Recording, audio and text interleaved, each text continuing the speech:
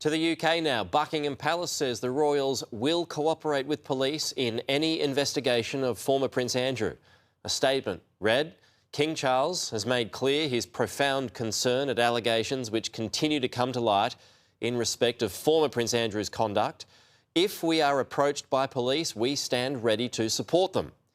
Now, this statement comes after the King was heckled over Andrew's ties to Epstein earlier in the day. Charles, how long have you known about Andrew and Epstein? Andrew got prosecution!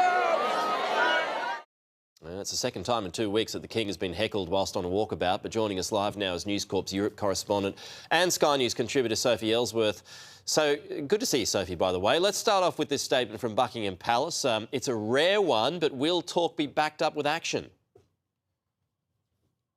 Well, Pete, they had to put this statement out today because the pressure that King Charles and Buckingham Palace are under is only intensifying with these bad headlines continuing day in, day out relating to Andrew Mountbatten-Windsor's alleged conduct and relationship that he had with deceased pedophile financier Jeffrey Epstein. Now, we are waiting to see what move the King does next, but he has come out today in that very strong, unprecedented statement, really, saying, look, if police come to us, with regards to my brother, we will cooperate. Now, of course, we wouldn't expect anything less from the King, but there is no doubt they are very, very concerned inside Buckingham Palace because, Pete, when he's doing those walkabouts, it's a terribly awful look for the King to be heckled by members of the public, and they really had to address this today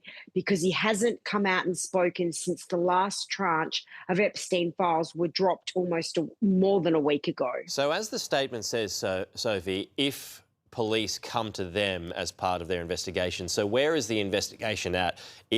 Are police likely to go to the royals? Are they actively going after the former Prince Andrew now?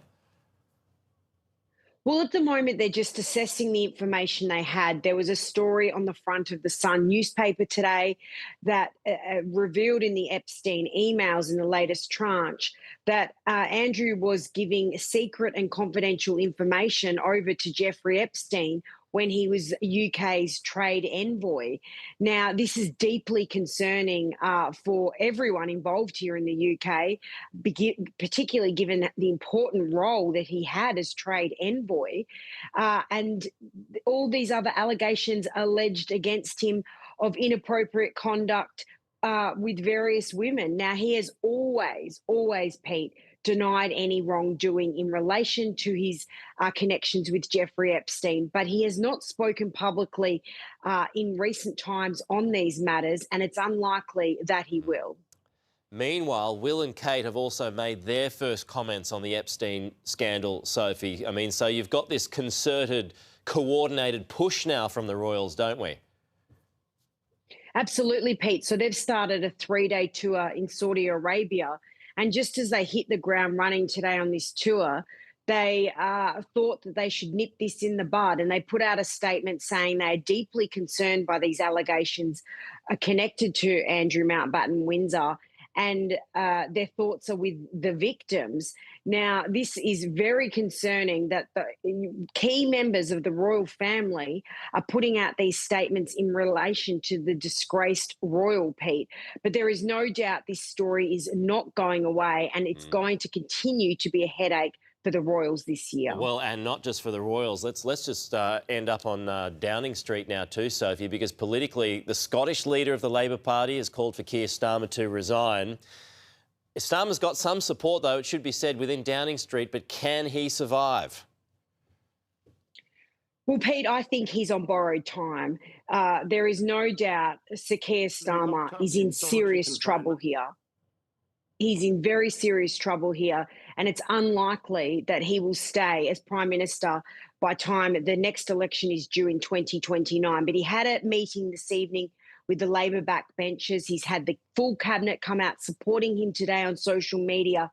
But there is no doubt his job is in jeopardy, and there's plenty of others wanting to take his position. Just on that point, though, I mean, who's going to replace him if he's got anything going for him? I mean, the suggestion is that no one's strong enough to replace him as Prime Minister. So who are the likely candidates, Sophie?